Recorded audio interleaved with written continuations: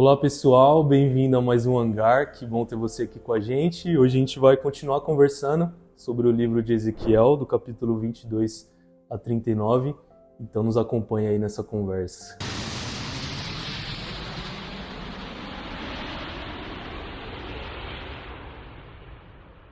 Um detalhe interessante é que o nome Ezequiel, ele significa Deus fortalece, o que lembra sua obra de consolo e incentivo entre os exilados.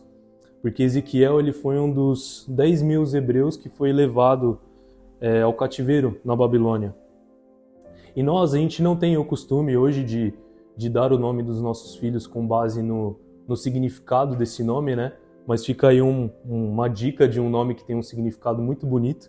Mas mais do que isso, um lembrete do nome de Ezequiel. Deus fortalece.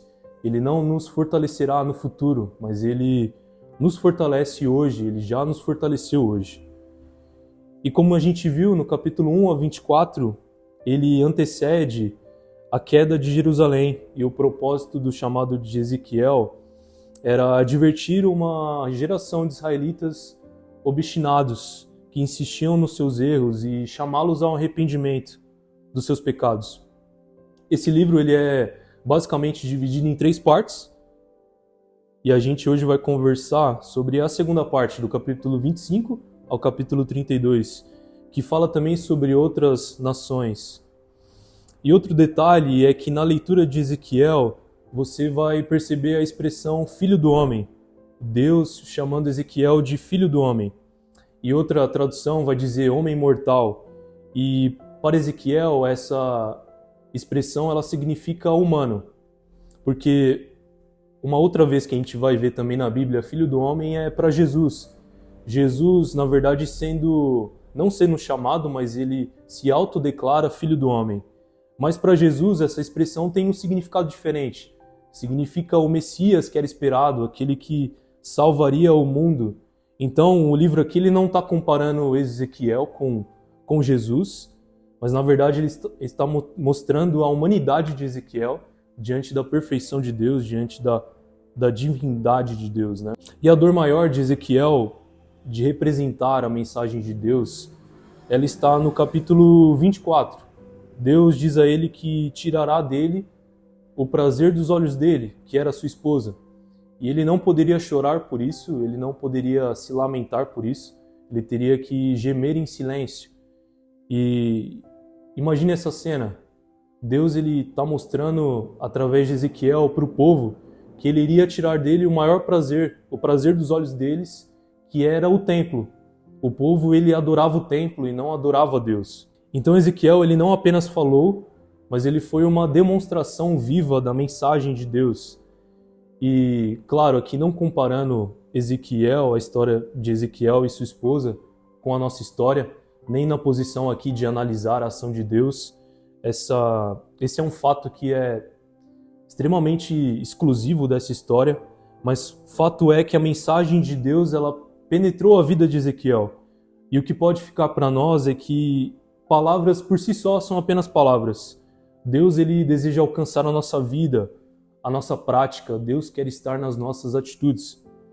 Então, os capítulos 25 a 32, eles se concentram nas nações ao redor de Israel. Filístia, Amon, Moabe, Edom, e depois nos estados mais poderosos da região, Egito e Tiro. Israel, ele aliou-se a essas nações e ele adotou seus deuses como ídolos. E Deus, ele acusa os reis de Egito e de Tiro de se verem como deuses, arrogantemente, e definindo o que é certo e o que é errado, de acordo com seus próprios termos. Então, Deus ele anuncia que eles serão derrubados pela Babilônia. No capítulo 28, no verso 1, há uma fala de Deus para o rei de Tiro, que é assim: no orgulho do seu coração você diz, sou um Deus, sento-me no trono de um Deus no coração dos mares, mas você é um homem e não um Deus, embora se considere tão sábio quanto Deus. E nós, por estarmos numa comunidade de fé, a gente não pode se achar tão bonzinho ao ponto de pensar que o nosso orgulho está adormecido, que ele não pode interferir na nossa vida. Alguns eles vão definir o orgulho como o grande pecado.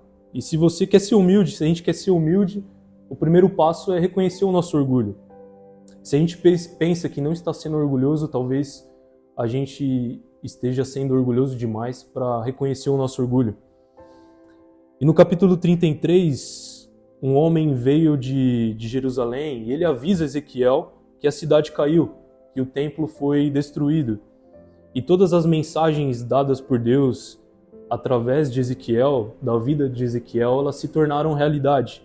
O exílio, ele foi um dos piores momentos da história de Israel. Mas Deus prometeu que depois do exílio ainda haveria um futuro para Israel.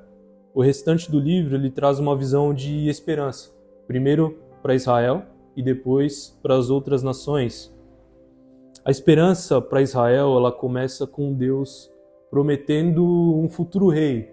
Um rei que Israel nunca teve, um tipo de líder que Israel precisava de fato. E o novo Israel, governado por esse rei, seria um povo transformado.